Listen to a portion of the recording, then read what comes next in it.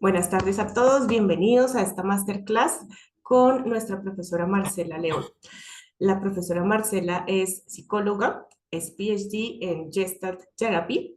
Ya le tendremos oportunidad de preguntarle un poquito más de qué se trata este PhD. Es experta en magíster en comunicación no verbal y detección de la mentira.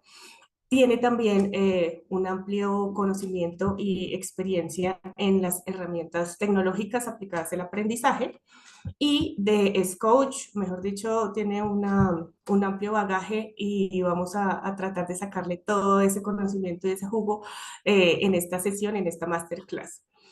Damos la bienvenida a las personas que están admitidas a la especialización en negociación. Este es un medio para que ustedes también se empiecen a empapar de los temas que van a ver en la especialización, ya que empieza pues en agosto del próximo año. También a las personas que están tomando la decisión de empezar en la especialización, a ver si esto es un empujoncito para tomar esta decisión. Vamos a tener la siguiente metodología.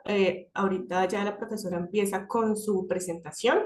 Pueden ir dejando sus preguntas en el chat y al final vamos a tener unos 10-15 minutos para abrir los micrófonos y hacer las preguntas más interactivas con la profesora. Entonces, muchas gracias, profe. Ya damos inicio a la masterclass y muchas gracias a todos por su asistencia. Gracias, Adriana, un placer. Buenas tardes a todos, qué bueno saludarlos en este día, qué bueno que tenemos una buena participación. Entonces vamos a hablar un poquito de comunicación no verbal y negociación, pero para eso vamos a empezar con definir qué es comunicación en términos generales. Entonces, a comunicarnos todos sabemos comunicarnos, pero a veces no pensamos en la definición o lo que implica la comunicación humana. Y es clave entender cómo funciona este proceso. Entonces, es un proceso mediante el cual dos o más personas se ponen en contacto y se relacionan entre sí para transmitirse algo. Esto va muy aplicado a negociación, porque son dos o más personas que están buscando un acuerdo, porque hay una contradicción, hay una diferencia, hay intereses diferentes, porque hay algo que alguno de los dos maneja mejor que el otro. Entonces, tiene que ver con esto el proceso de comunicación. Cuando hablamos de comunicación, la dividimos en verbal y no verbal. Perdón, esto se me fue.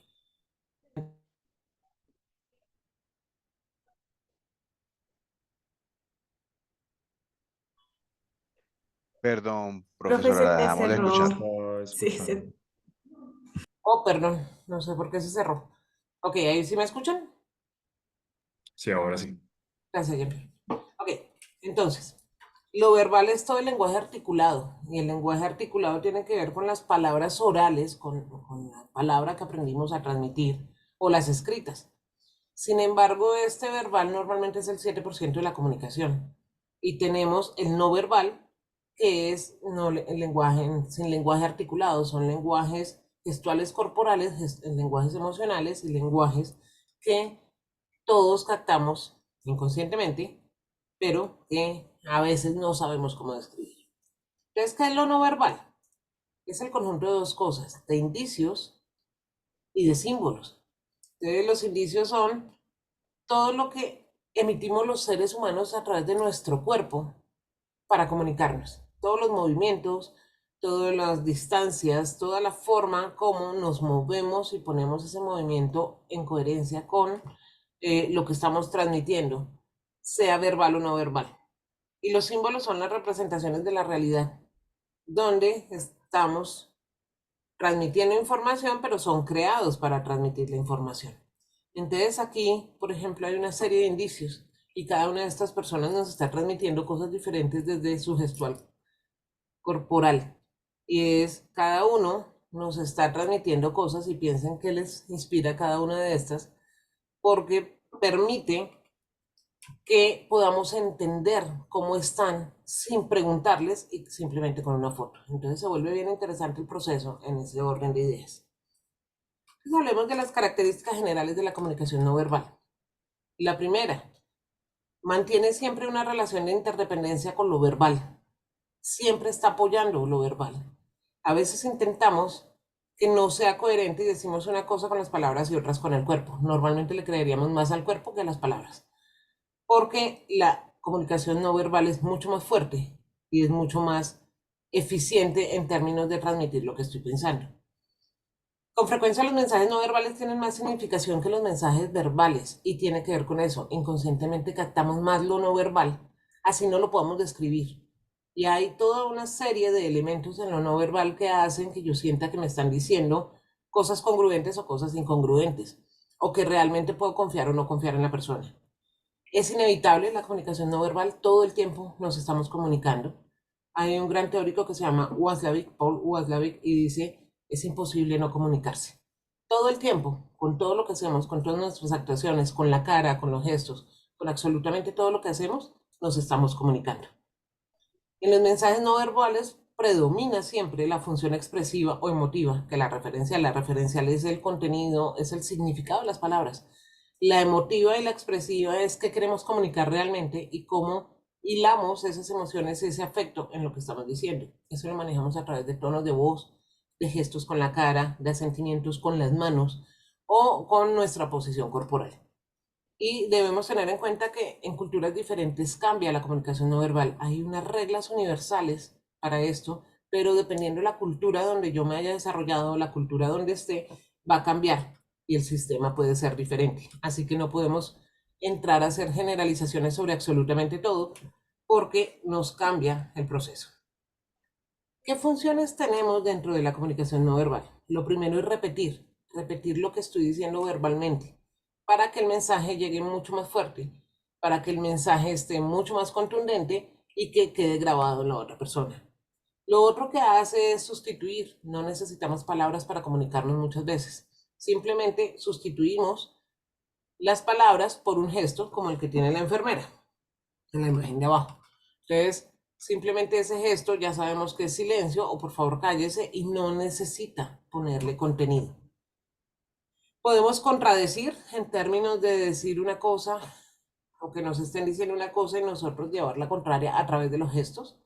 Eso puede ser con una negación en la mano, una negación de la cabeza, darnos una vuelta, girar, dejar de mirar a la persona. Hay diferentes formas para contradecir. Sirven también para complementar. Y complementar es que van apoyando nuestro contenido y nuestro lenguaje verbal en términos de los movimientos de la cara, de la emoción, del tono que estamos manejando. Acentuamos también y hacemos énfasis a través de la comunicación no verbal. Puede ser con un gesto de las manos como puede ser este, puede ser mandando los hombros hacia atrás, puede ser subiendo un poco el volumen o bajándolo. Todo eso nos da acentuación. Y regula o controla el diálogo con los otros todo el tiempo. Entonces podemos regular y saber cómo estamos manejando la interacción, con quién tiene el turno para hablar o quién toma la palabra en un momento dado, y eso lo hacemos a través de una serie de procesos gestuales donde podemos manejarlo. Ese va normalmente más con la mano o con algunos movimientos del rostro. Entonces, en la negociación normalmente hay unas pautas generales que nos permiten entrar en contacto con toda esta comunicación. Y esas pautas tienen que ver con intentar facilitar el ambiente de seguridad y confianza para las partes implicadas. Cuando hablamos de negociación, sobre todo ganar-ganar o negociación colaborativa, necesitamos generar un ambiente de seguridad y confianza, porque si no puede ser muy complejo y podemos entrar en ambientes competitivos donde la confianza se rompe y toda la parte de seguridad psicológica puede no estar presente y nos lleva a tomar niveles de negociación que no son muy claros o a desviarnos en el camino. Entonces, ¿qué rasgos tiene un buen negociador? Lo primero, se pide que un negociador sea extravertido. Y estos son rasgos del negociador, no necesariamente de la personalidad. Pero si están coherentes y congruentes, es fantástico. ¿Extroversión para qué? Para darse a conocer, para poder entrar en interacción, para buscar información muy rápidamente, para que entre en contacto con los demás y los demás sientan que es una persona en la que puede confiar. El otro rasgo es la sociabilidad. Y la sociabilidad es la capacidad de entrar en relación con otros. Y estar en relación con otros cálidamente, siendo simpático, siendo amable y dando y creando ese nivel de confianza y de seguridad psicológica en el otro. El siguiente es la afabilidad, y la afabilidad tiene que ver con la amabilidad o con ser muy agradable y dulce en términos de la conversación, independiente del contenido que esté transmitiendo. Entonces yo puedo ser muy afable y estar transmitiendo contenidos que pueden ser absolutamente duros, pero la idea es que los otros sientan que yo soy amable, que soy simpático, que soy agradecido y que puedo ceder en algunos momentos. Esa afabilidad se vuelve muy en pro de los acuerdos cuando estamos en negociaciones cooperativas. Y necesita tener tesón, y el tesón tiene que ver con la personalidad, tiene que ver con la forma como se proyecta, tiene que ver con todos los procesos de poder seguir los resultados o buscar el objetivo que se tiene a pesar de lo que pase. Y ese tesón hace que los otros puedan ceder o puedan moverse fácilmente. Necesita estabilidad emocional, y la estabilidad emocional tiene que ver con la regulación y cómo maneja las emociones y no permitir que las emociones controlen lo que está pasando, sino en poder ponerlas en, en el tapete para poder generar realmente una negociación interesante. Esta estabilidad emocional no quiere decir oculte sus emociones o quite esas emociones que no nos parecen tan buenas en un momento dado, sino no se dejen llevar por la emoción. Usted puede manifestar el desacuerdo y el mal genio en una negociación, perdón. Sin embargo, es importante que no deje que ese mal genio rija la situación, sino que se vuelva un producto útil dentro de los procesos de acuerdo. Ser coherente, perdón, ser coherente entre lo que dice y lo que hace, ser coherente entre la forma como gesticula y lo que está planteando. Cuando no se cree mucho en lo que estoy planteando, en los acuerdos, o no estoy muy convencido, normalmente mi cuerpo termina dándole la información al otro que hay algo que no funciona, y normalmente puede ser porque no lo conozco, porque no me gusta, o porque estoy negociando algo que no decidí yo, sino cuando tengo unos negociadores eh, aparte, la organización, la empresa, un grupo. Entonces puede ser que se genere incoherencia. Entonces es muy importante trabajar esto y tener apertura mental para aceptar que los otros son diferentes, que los otros pueden plantear cosas que yo no esperaba, o que sinceramente están rompiendo todos los puntos de vista que yo tengo y planteando otras cosas mucho más allá de lo que yo había planeado, lo que había proyectado en un momento dado. Entonces, teniendo en cuenta estos rasgos del buen negociador, tengamos en cuenta que la comunicación no verbal es el 93% de la comunicación corporal. Perdón, la comunicación, y se realiza a través de la comunicación corporal. Y eso quiere decir que la comunicación verbal es consciente, el contenido normalmente es consciente, sobre todo cuando lo planeo, y la comunicación no verbal es subconsciente o inconsciente. Eso quiere decir que sale acompañando el diálogo, pero no necesariamente nos damos cuenta. Para efectos de negociación necesitamos entender 4 cosas. Y esas 4 cosas tienen que ver con, primero, la kinesia, que tiene que ver con movimiento, donde para negociación normalmente se mira la expresión facial, cómo transmitimos mensajes a través de nuestro rostro. La mirada, tiene que ver con el manejo que hacemos de la mirada, es el más inconsciente, pero el que más efectos produce. Cómo está nuestra postura y los gestos. Viene otro nivel que es la proxémica, que tiene que ver con mi relación con el ambiente y con mi círculo vital. La proxémica es cómo hago yo proximidad física con objetos, con personas y con el ambiente que me rodea. Entonces, con la proxémica marcamos territorio, por ejemplo. Viene otra parte clave, que es la paralingüística, que es cómo mi voz transmite todo lo que estoy pensando en esas palabras que son el contenido. Entonces viene el tono, la velocidad, el volumen, la pronunciación, las pausas, los silencios, el timbre, los énfasis y otras cosas que se llaman estereotipos verbales, como las muletillas y este tipo de cosas. Y viene la proyección física, clave en la negociación, que tiene que ver con qué estoy yo proyectando o qué quiero proyectar. Entonces es diferente irme en jeans y tenis a irme muy bien vestido, o saber que estoy moviendo ciertas cosas con los objetos que llevo puestos. Ponerme un sombrero puede generar un efecto interesante en proyección física. Ponerme un reloj específico, hacer ciertas cosas que pueden servir en algún momento para dar seguridad y para generar mecanismos interesantes de relacionamiento. Entonces empecemos a mirar por la kinésica o la kinesia. En la kinesia hay varias cosas que son importantes y tiene que ver con, primero, la postura corporal. Y la postura corporal les voy a pedir en este momento, aunque no los estoy viendo, que revisen cuál es su postura. Y la postura se revisa con hombros y cuello. Estoy hacia adelante, estoy hacia atrás, estoy recto, estoy totalmente desgonzado. ¿Cómo está? Entonces se vuelve bien interesante. La postura corporal, porque eso permite que el otro lea si estoy cómodo o no, pero además puedo marcar grados de poder y de relacionamiento diferentes dependiendo qué línea tienen mis hombros, si están arriba, si están abajo, si mi cabeza entra o sale, o si mi barbilla sube o baja. Eso se vuelve bien interesante. Y dentro de los gestos tenemos 5 niveles de gestos. Tenemos, primero que todos, los emblemas. Los emblemas son todos los gestos que hago sin acompañamiento verbal. Y los gestos que hago sin acompañamiento verbal son todos estos movimientos corporales que pueden ser muy contextuales y culturales, donde estoy transmitiendo información sin necesidad de palabras. Entonces puedo trabajar varias cosas en términos de emblemas y transmitirle mensajes a los otros, sobre todo a distancia. Hay dos muy universales, que es este, que es el zero killers o el OK, lo conocemos más como OK. Y ahí puede ir el puño acá también, que es otro gesto universal para fuerza o para triunfo, o este gesto que es el de triunfo.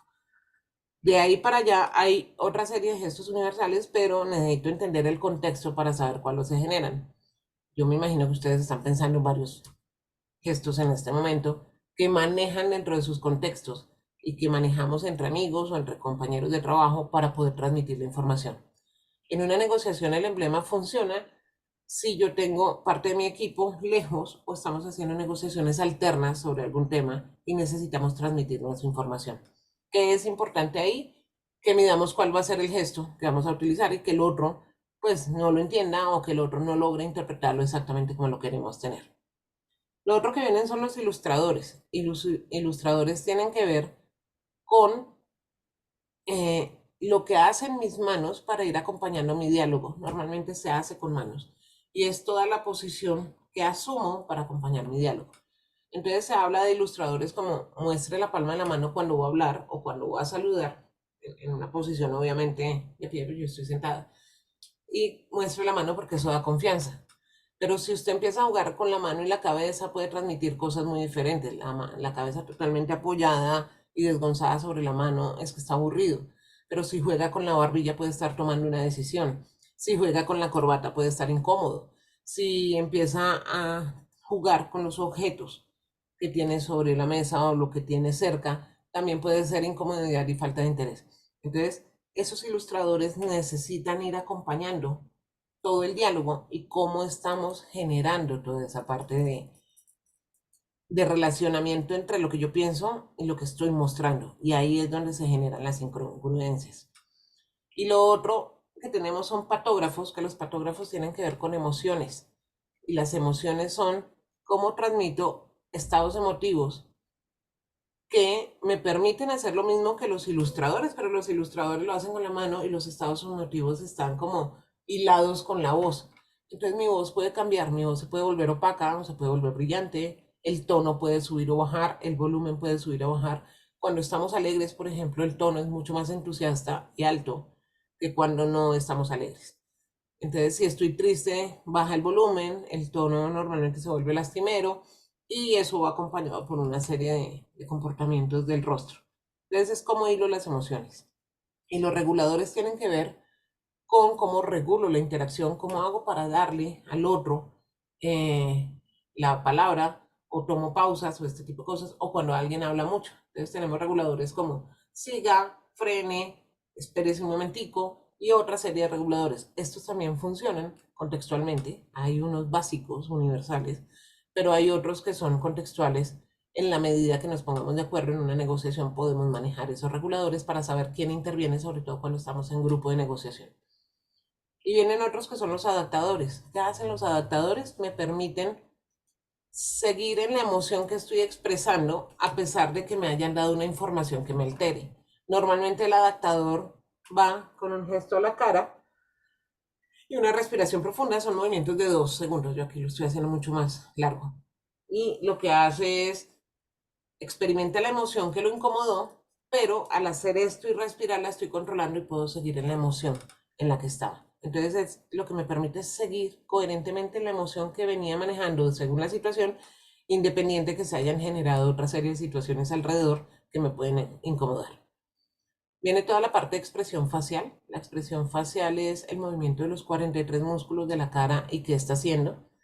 Está estudiado por un psicólogo que se llama Paul Ekman y Paul Ekman descubrió que hay 7 emociones universales donde todos generamos los mismos tipos de movimiento, incluso los animales. Y esto sacó 7 emociones básicas. Pero la expresión facial también es aprendida con las emociones que no son universales y se vuelve muy cultural. Entonces tenemos formas de expresar el desencanto, el desapego, el desamor, la felicidad, otra serie de emociones y sentimientos que se van reflejando en la cara. Entonces es importante trabajar. Valga la aclaración, cuando tenemos procesos de parálisis facial o procesos de manejo de Botox, obviamente la expresión facial se nos cambia y no es tan fácil medirla. Para hacer esto necesitamos conocer a la persona y saber cómo reacciona, porque también hay personas que tienen tics nerviosos y los podemos interpretar mal.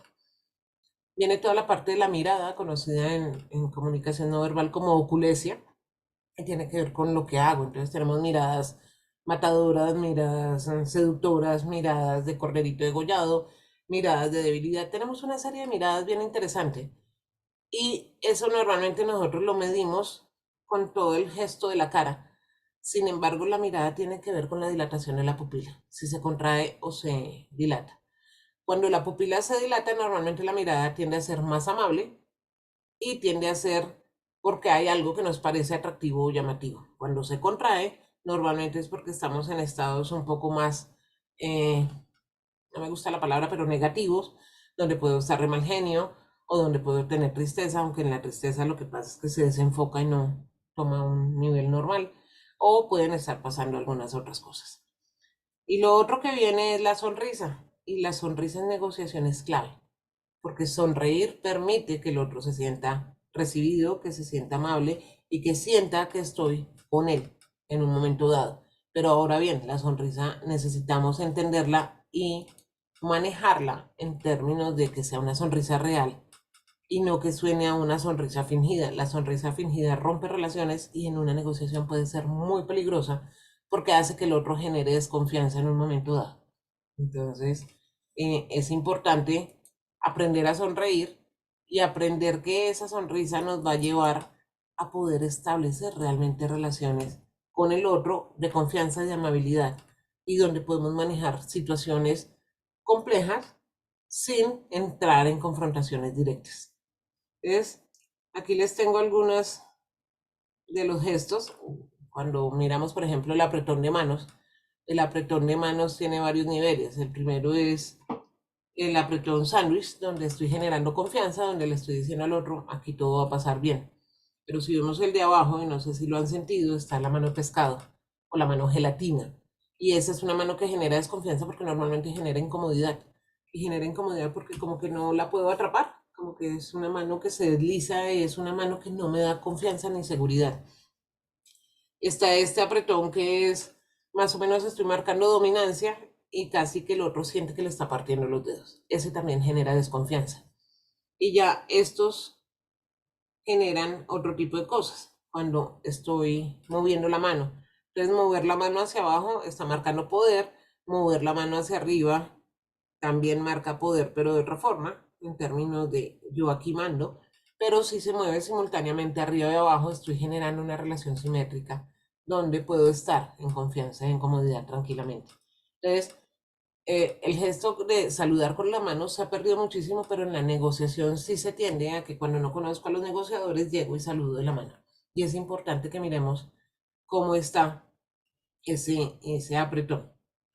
Hay otro tema que es clave en la negociación, que es la proxémica. Y la proxémica tiene que ver con mi relación con el espacio y cómo marco territorio en un momento dado. Entonces tiene que ver con la forma como estoy marcando mi círculo vital. El círculo vital se marca abriendo los brazos a los lados y dando un giro de 360 grados. Ese es el círculo vital que todos tenemos. y es el círculo vital sobre el que nos relacionamos con el resto del mundo. Entonces tenemos 4 zonas básicas. La zona pública, que es personas con las que no tengo contacto, no las conozco y no me interesa. Entonces se habla de más de 3.6 metros. Eso en estos ambientes civilizados modernos no funciona mucho, pero es el ideal que si yo estoy en un sitio donde no conozco a nadie y donde no es mi sitio, esté a 3.6 metros de cualquier persona a mi alrededor. Ya entra aquí la zona social, que es de 1.23 a 3.6. Entonces, son personas que de pronto puedo conocer o que he visto en algún momento o que sé que pertenecen al mismo contexto. Entonces, por ejemplo, en la universidad sé que hay mucha gente, porque somos una población bastante grande, pero pues yo no me relaciono absolutamente con todos. Entonces esperaría estar a 1.23 metros de cualquier persona que marque. Ahora, hay unos niveles de congestión que eso no funciona, pero es el ideal. Y viene una zona personal. La zona personal se marca estirando el brazo y con la distancia del brazo. Una persona que conozco que es mi compañero de trabajo, pero que no tengo relación, debería estar a 1.22. Eso se marca por los dedos estirados. Cuando estiro el brazo, yo esperaría que esté un poco más alejado de lo que da la distancia de mi brazo. Ya cuando entra y es más personal y se vuelven amigos, puedo entrar en un poco más y ya la persona podría entrar y desplazarse un poco más hacia mi cuerpo. Y ahí es cuando hablamos entre 46 centímetros y 65 centímetros de relación. Eso me marca si es una persona con confianza, si no tiene confianza, si eh, me genera tranquilidad o no me genera tranquilidad y se vuelve bien interesante. Y la zona íntima, que ya es con personas, normalmente con nuestra pareja, donde es entre 14 y 45 centímetros, y hay otra zona que es muy íntima, que son 0 centímetros. Entonces la proxémica marca esto. En negociación lo ideal sería tener a las personas en 1.22, cuando no tengo confianza. Si son personas con las que ya tengo una relación y he estado en procesos de negociación diferentes, ya podría cerrar un poco el espacio, pero no debería pasar de 65 centímetros y eso me lo marca el brazo, desde el codo hasta la muñeca. Entonces no debería estar mucho más cerca, a menos que yo tenga mucha confianza con la persona. Pero también hay otra cosa en la proxémica que se vuelve clave y es cómo marcamos el territorio y qué queremos cuando marcamos ese territorio. Entonces, dependiendo cómo yo me desplace, dependiendo cómo me posicione, voy a marcar cosas diferentes. Entonces, si yo quiero una negociación donde voy a cooperar y donde voy a crear niveles de un diálogo abierto, concreto y relacionamiento a largo plazo, debería estar en las posiciones de 1-1. Al lado, se llama eh, posición paralela, y la posición paralela permite que no haya bloqueos en la mitad, que no haya mesas o objetos en medio y que podamos hablar fácilmente. Ahí es donde aplican los 65 centímetros, por ejemplo, o un poco más, al 1.22. Cuando yo quiero hacer una coalición con alguien, debería estar en la posición de 1-2. Entonces lo que hago es estar en esta posición de 1-2, donde puedo hablar fácilmente. Hay un objeto que puede estar eh, diciéndome hay un bloqueo, pero ese bloqueo lo puedo quitar fácilmente y podría acercarme. Y cuando quiero competición, normalmente estamos frente a frente, sea con una mesa o sea con una serie de objetos en la mitad. Todos los objetos que manejamos en proxémica se llaman artefactos. Todo lo que yo cargo conmigo se llaman artefactos. Entonces, en competición yo podría poner todos los artefactos que tengo, el computador, la botella de agua, el celular, todo lo que tengo en medio para que el otro no se acerque y sienta la distancia. La competición normalmente marca distancia y hace que generemos niveles diferentes de diálogo a lo que haríamos en la cooperación o la coalición. Lo otro que viene dentro de este proceso es toda la parte paralingüística. Lo paralingüístico es todo lo que hacemos con la voz y a mí me llama mucho la atención porque es lo que menos conocemos. Es una herramienta que trabajamos todo el tiempo, es un recurso con el que estamos todo el tiempo comunicándonos. Sin embargo, me sorprende cuando pregunto y no lo conocemos. Entonces, con la voz hacemos muchas cosas. Le imprimimos velocidad al diálogo, más rápido o más lento, pero sin embargo se vuelve tan inconsciente que a veces no nos damos cuenta. Cuando estamos ansiosos somos mucho más rápidos que cuando estamos tranquilos. Entonces es importante en negociación medir cómo manejamos esa velocidad para generar efectos específicos en el otro, pero eso requiere que yo conozca mucho mi voz. El ritmo en el que hablo tiene que ver con cómo marco los tiempos y cómo estoy haciendo cosas. La idea es poder con el otro espejar el ritmo, y cuando espejamos el ritmo, ¿a qué se refiere el espejo? Que yo tome el mismo ritmo que tiene el otro y que podamos andar al mismo ritmo. Y cuando pasa eso, estamos generando cooperación y estamos generando un acuerdo mucho más llamativo que cuando los ritmos están diferentes y uno está más acelerado o más lento que el otro. El timbre es lo que caracteriza la voz de cada persona, lo que me dice su voz es su voz, y esta voz mía la identifican porque tiene un timbre específico.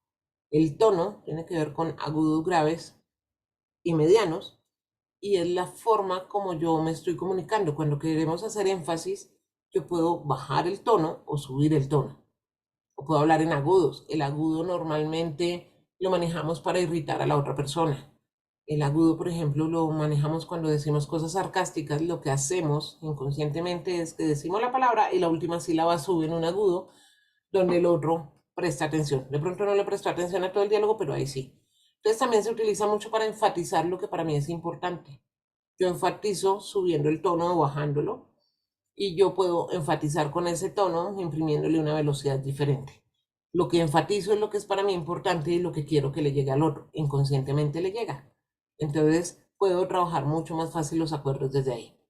Toda la parte de duración, y la duración tiene que ver con qué tanto dejo las palabras en el tapete. Entonces yo puedo alargar las palabras o puedo ser muy rápida. Y eso hace que cambie la forma como el otro los asume. La intensidad tiene que ver con qué tan luminosa o no es mi voz y qué tanto entusiasmo le quiero transmitir al otro. Tiene que ver mucho con los patógrafos emocionales, donde me vuelvo más intenso o menos intenso en la voz, y eso no quiere decir subir el volumen, sino ponerle energía o quitarle energía. Y los acentos, que podemos simular acentos algunas personas, o el acento que tengo normalmente en términos de cómo hablo.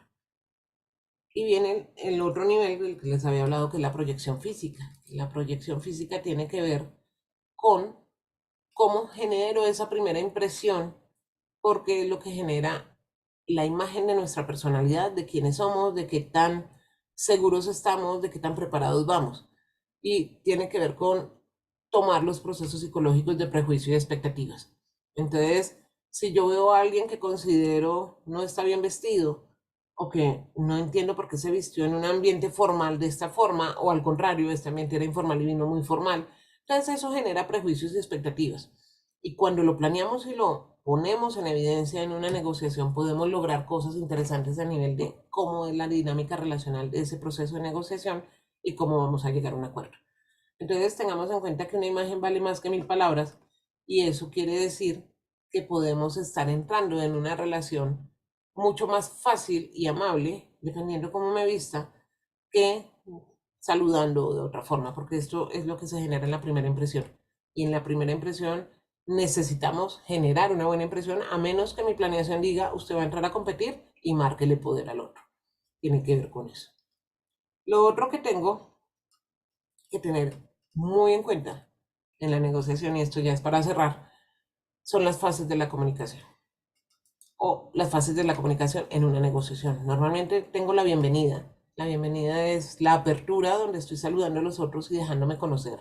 Esa puede ser a través de un saludo de manos, o puede ser un saludo verbal, o puede ser una presentación generada por alguien que me dé después el paso para poder trabajar. Normalmente cuando son negociaciones organizacionales y todo esto, la bienvenida la hacen directamente quienes están implicados. Viene después la fase de transmitir información, donde yo necesito entender más allá de la planeación de la negociación en términos de qué voy a preguntar, de la información, de los intereses, de la percepción de quién es el otro. Yo necesito hacerle énfasis a las cosas que para mí son claves y escuchar qué es lo que me está diciendo la contraparte en términos de énfasis, en términos de las caras que hace, cómo está manejando la distancia. De la transmisión de información tiene que ver con poder leer más allá de la información, qué está pasando con esa información y qué tanto eso que está pasando a mí me da elementos para dinamizar la negociación. Luego viene una fase que es control de comprensión, y es donde empezamos a sentirnos cómodos o incómodos en lo no verbal. Entonces, comprendí, no comprendí, cómo lo hice, hacemos preguntas alternas y podemos reforzar o no el proceso. Y viene ya el punto de acuerdo de despedida y de cierre, donde simplemente marco si la relación va a ser positiva en el futuro o si la relación llegó hasta ese momento o si simplemente no quiero volverlo a ver. Entonces, son 4 fases claves que en lo no verbal además se miden con una serie de gestos y una serie de movimientos bastante interesantes. Quiero darles para cerrar unos tips. Esto viene de un libro que se llama 100 tips de comunicación no verbal. Les voy a dar algunos. Entonces, cosas claves en negociación, en gestos. Si en la conversación inclinamos la cabeza un poco hacia la izquierda, parecerá que prestamos más atención, porque se supone que estamos pensando.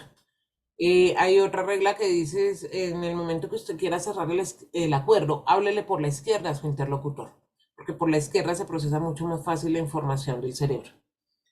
En términos de postura dice que no cerremos negociaciones o acuerdos si la persona tiene los pies cruzados. Pero también hay otras reglas que dicen si los pies de la persona están enfocados hacia la puerta, tampoco cierre el acuerdo. Las recomendaciones ahí es hágalo mover, genere algo dentro de la dinámica de la negociación donde la persona o descruce los pies o cambie de posición para evitar que estén así. Cuando hacemos cúpula es decisión y seguridad. Entonces, cuando transmitimos acuerdos, estamos hablando en estos términos, obviamente apoyado en una mesa, estamos transmitiendo seguridad. Entonces se vuelve bien interesante. Una cosa clave que maneja dentro del manejo de poder y dentro de la planeación es que la silla más alejada en una negociación, la silla más alejada de la puerta, es la que tiene más poder. Y esto se marca porque es la que tiene interés o es la que no quiere irse o simplemente es la que está marcando que tengo más distancia hacia la puerta, no me puedo ir tan fácil. Entonces se vuelve bien interesante el proceso. Son muchos tips. La idea es que podamos entrar en relacionamiento con estos tips y que podamos entrar en un proceso donde entendamos y podamos ser conscientes de muchas cosas. Gracias, Adriana. Muchas gracias, profe.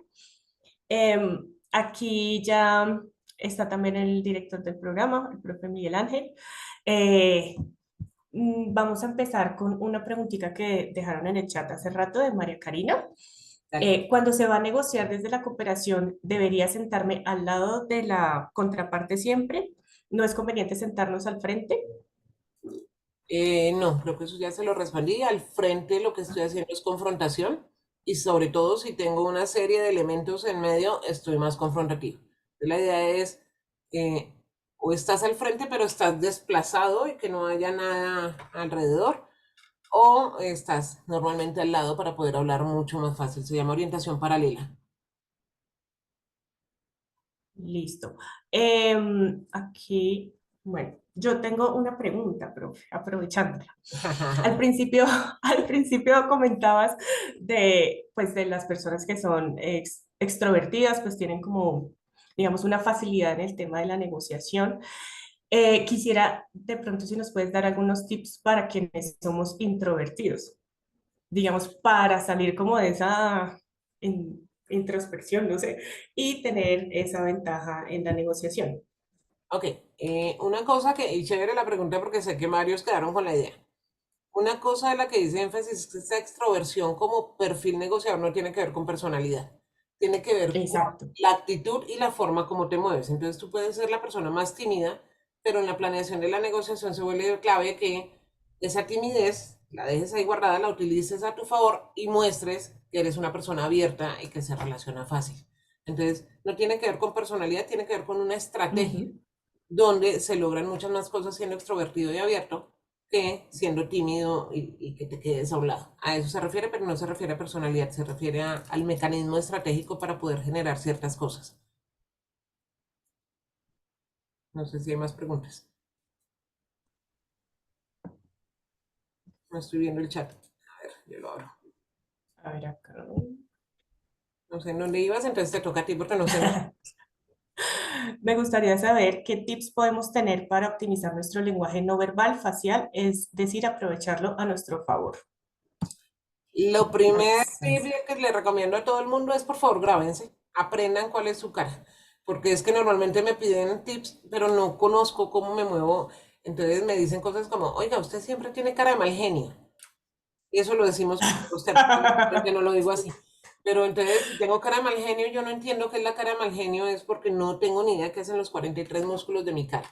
Entonces, es importante entrar en relación con la cara. Otro tip es, no tengo aquí un lápiz, lo voy a hacer con un esfero, aprender a sonreír. Cuando no nos sale la sonrisa fácil, hay un tip de no verbal que es póngase un esfero acá y téngalo 2 minutos al día, porque es que ese esfero le va a relajar la cara y le va a hacer pensar que tiene más músculos y se nos vuelve mucho más fácil sonreír, como un entrenamiento de entrar en contexto con los músculos y en coherencia.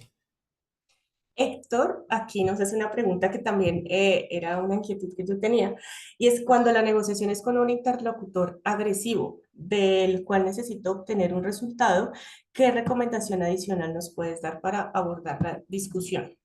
Ok, agresivos hay muchos y hay muchas formas de ser agresivo. Puede ser agresivo porque su diálogo es fuerte y yo lo siento agresivo. Puede ser agresivo porque físicamente está golpeando o está marcando ciertas cosas y porque me intimida. Entonces, la idea ahí se trabaja, si es agresivo verbalmente, es trabajar en un tono muy calmado y trabajar en un tono que tienda hacia lo bajo y no hacia lo alto, hacia lo más grave y no hacia lo agudo, porque eso genera tranquilidad y respirar muy pausadamente. Hay que ser muy consciente para no lograr entrar en la sintonía y si no necesitamos que el otro nos lleve en su ritmo, sino bajarlo. Pero si es físicamente y no puedo salir de la negociación por alguna razón, necesito marcar distancia. Una distancia donde yo considere que estoy seguro y donde no me van a agredir físicamente. Si eso no se da, lo mejor ahí es generemos otro contexto, generemos otro espacio o busquemos la forma de trabajar en otro nivel de relacionamiento. Se puede hacer virtual o algo así, pero pues esas son las ideas básicas. Listo. Acá iPhone nos deja una pregunta. Ay, por- Cuando se interpretan mentiras en las personas, esa no la voy a contestar por salud mental. por dejarnos a todos tranquilos. A ver, lo de la mentira es otro nivel que no tiene que ver con esto que estamos hablando. Yo sé que les llama mucho la atención lo de la mentira, pero realmente eso tiene que ver con otro nivel. Entonces, no interpreten las mentiras. Realmente lo que les voy a decir es lo que interpretamos es la verdad, no la mentira. No es que haya unos, sí hay, una mentira, sí hay una forma específica de detectar mentiras, pero no es tan fácil como, venga, cuéntame el tip para detectar mentiras y ya detecto todos los mentirosos. Entonces, por eso me cuido tanto de responder esa pregunta en relación a las mentiras. Listo. Ceci nos pregunta tips para negociaciones en línea. Clave es ese, tener cámara prendida, mirar a la cámara. Yo aquí tengo la cámara más arriba y tengo toda una pantalla donde están ustedes y tendemos a mirar a la persona porque la tengo en una pantalla, pero no miro la cámara. Entonces, clave, sobre todo cuando voy a hacer énfasis, mirar a la cámara. Que el otro no sienta que estoy haciendo 20 cosas al tiempo. En el computador normalmente puedo tener 20 cosas abiertas y puedo seguir hablando coherentemente, pero pierdo el contacto. Entonces, tener en cuenta eso. A pesar de que sea virtual, yo tengo una cámara donde me están mirando y trabajar mucho la voz, porque cuando no conocemos la voz se nos vuelve muy complicado. En lo virtual la voz se vuelve el 85% del mensaje, en lo presencial es el 38%. Y cuando yo no conozco mi voz, cuando no me gusta, cuando prefiero no hablar o cuando simplemente hablo muy poco porque lo virtual me intimida y además cómo me van a escuchar, se vuelve muy complicado. Entonces es muy importante trabajar la voz. Listo. Juanita también nos pregunta acá, ¿cómo podemos romper los silencios del interlocutor con lenguaje no verbal? ¿Esto se puede hacer? Sí, se puede hacer, pero ahí lo que te diría Juanita es, lo primero que necesitamos evaluar es qué tan productivo es el silencio. El silencio en negociación es clave y una de las grandes puntos de comunicación no verbal es el silencio. Cuando utilizas el silencio, ¿qué haces con el silencio? ¿Cómo generas estos espacios? Para romperlo es muy fácil hablar, pero necesitamos saber si estamos hablando porque estamos muy incómodos y nos generó ansiedad o porque es una estrategia real. Los silencios es de lo que más ansiedad genera en cualquier relación. Entonces es importante primero entrar en contexto conmigo mismo de qué es lo que me genera el silencio, porque a veces puede ser más productivo quedarse tranquilo y en silencio esperando que el otro dé el siguiente paso, pero si ya estoy muy ansioso, pues Hay técnicas para hacerlo, moverse, botar algún objeto al suelo, pararse por un café, pero tiene que ser muy medido, porque si no, se pueden perder muchas cosas de lo que he logrado.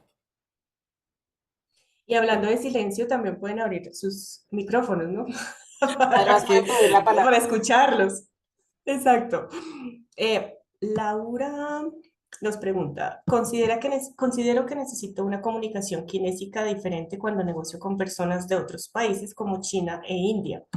Yo debería hacerlo con facilidad en algún momento si lo practico. ¿Cómo puedo practicarlo? Laura, la comunicación no verbal es cultural. Entonces, por eso les dije, hay una parte universal que todos manejamos igual, pero hay otra cultural. Con China e India hay unas reglas diferentes, hay cosas diferentes. Entonces, yo necesito conocer la cultura, mirar cómo se mueven, mirar que es fundamental. Hay cosas que yo puedo o no puedo hacer en un momento dado en ciertas culturas. Entonces, es importante entrar en relación a la cultura. Lo puedes hacer si te entrenas, claro. Nos podemos entrenar en cualquier nivel y hacerlo con facilidad. Lo que yo les diría es, si no conocen la cultura o hasta ahora la están estudiando y les dijeron, oiga, es que no parpadee, que en algún momento pasó, aquí no puedo parpadear, entonces me quedo así, pues, me voy a cansar. La idea es ser lo más natural, pero que suene espontáneo, respetando las reglas culturales. A eso se refiere. Listo. Natalia pregunta, ¿es más importante la información verbal que dice la persona con la que se está negociando o hacer caso 100% al lenguaje corporal? El- Toda la parte de gestual corporal es el 93%, y eso es el 55% es gestual corporal y el 38% es contenido. Eso es, perdón, es paraverbal, el contenido es solo el 7%. Entonces, no hay una más importante que otra, simplemente hay una que pesa más que la otra. No en importancia, sino porque la captamos más. La idea es ser congruente y coherente. La información verbal, si estamos escuchando emociones y estamos escuchando más allá del contenido, se vuelve fundamental. Pero si nos vamos a basar solo en el contenido y vamos a ignorar el resto, vamos a perder muchas oportunidades de lograr cosas interesantes en términos de crear valor o de proponer valor o de generar acuerdos que de pronto no logré contemplar en la planeación que estaba haciendo. Listo. Creo que no hay más preguntas en el chat. De pronto, si alguien tiene alguna pregunta, desea abrir el micrófono, aprovechar aquí los últimos minuticos que tenemos con la profe.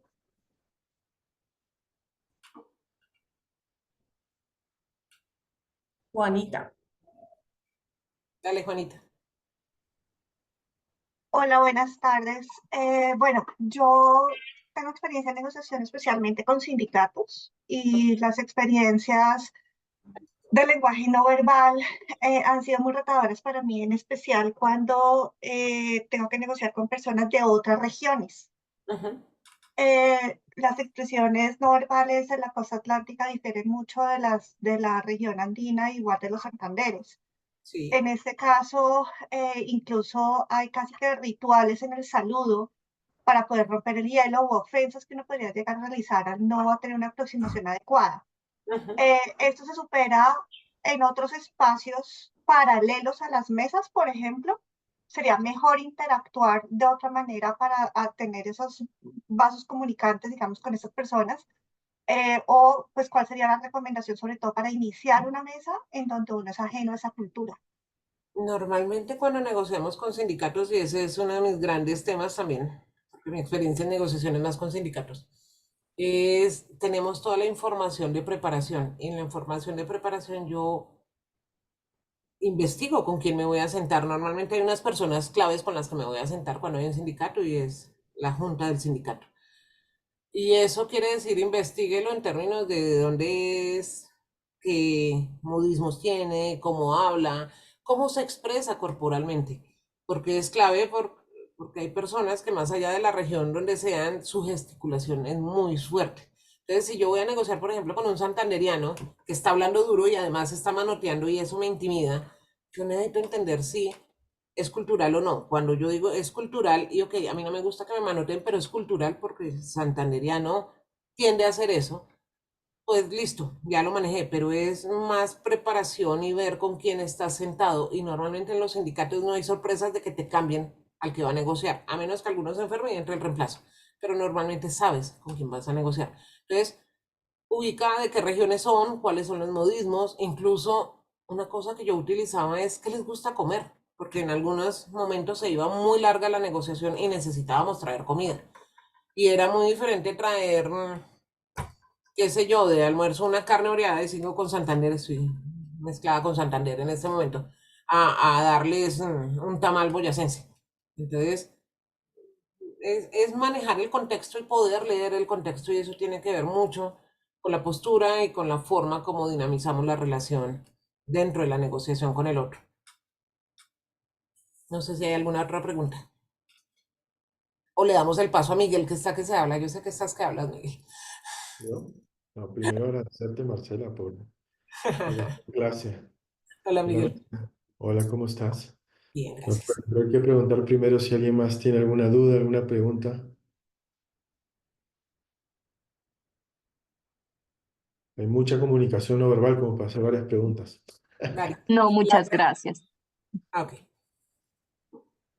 No, pues, no, pues nada. Entonces, creo que los dejo con Miguel, te lo presento, es el director No. de las especializaciones y él acaba de presentarse. Esto está al revés, Marcela. Yo debía presentarte a ti. No, Yo sé, nada. pero me presento a Adriana, tú no estabas, entonces yo te presento a ti. Hola, Miguel, te dejo con el... Muchas gracias a todos por su asistencia. Gracias nuevamente a Marcela por esta clase maestra en comunicación no verbal, algo que todos tenemos que aprender. Gracias por su tiempo y todos están bienvenidos, pues los que no, los que estén interesados en la cuestión de negociación, bienvenidos. Es un programa de un año que tenemos aquí en la facultad, muy exitoso. Y Marcela es una de estas profesoras. Y pues los que ya han sido parte de ella, pues sabrán más que nadie el valor que puede dar este programa. Muchas gracias a todos, que pasen una linda tarde. Y gracias, Marcela, nuevamente. Muchas gracias a ambos. Mil gracias. Y gracias a Adri Gracias. por presentar a Marcela. Gracias. Gracias. Gracias. Entonces, hasta luego. Hasta Gracias, luego. buena Feliz tarde para tarde. todos. Gracias.